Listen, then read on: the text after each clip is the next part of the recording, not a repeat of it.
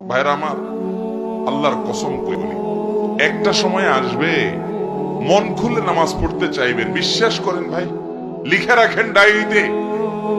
আপনাকে যদি আল্লাহ হায়াতে বাঁচিয়ে রাখেন, যুবক ভাইয়েরা, তরুণ ভাইয়েরা, একটা বয়স আসবে মনে চাইবে একটু রবকে মন খুলে সেজদা দেই, একটু লম্বা করে রুকু করি। পারবেন না, অসুস্থ হয়ে যাবেন, রোগ বালায় ধরে ফেলবে। বাবারে, সে সময় আসবে না? বৃদ্ধ মুরব্বীদেরকে, চাচাদেরকে জিজ্ঞাসা করেন, চাইলেও অজু ধরে রাখতে পারে না, নামাজ পড়তে পারে না, চাইলেও পারে না। একটা সময় আসবে চাইবেন, পারবেন না।